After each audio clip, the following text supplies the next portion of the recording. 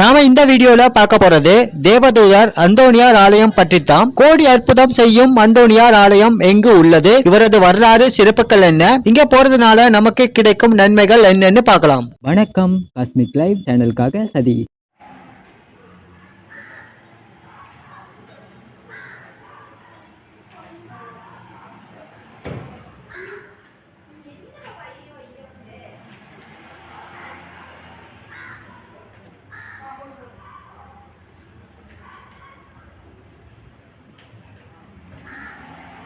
கோவை மாவட்டம் புளியகுளம் அருகில் புனித அந்தோணியார் ஆலயம் உள்ளது.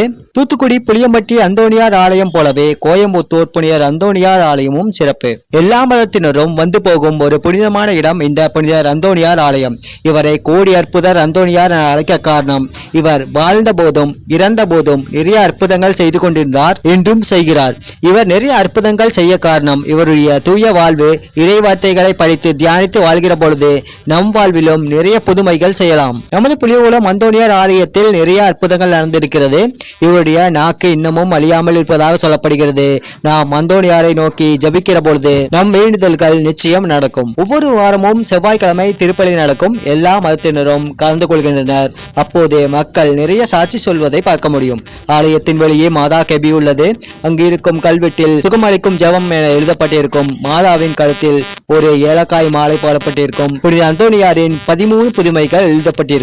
வீடியோவை ஸ்கிப் பண்ணாம கடைசி வரைக்கும் பாருங்க. வீடியோவை சப்ஸ்கிரைப் பண்ணாதவங்க சப்ஸ்கிரைப் பண்ணி பெல் பட்டனை கிளிக் பண்ணி ஆல் கொடுத்துடுங்க. அப்பதான் என்னுடைய வீடியோவோட நோட்டிபிகேஷன் உங்க எல்லாருக்கும் வரும்.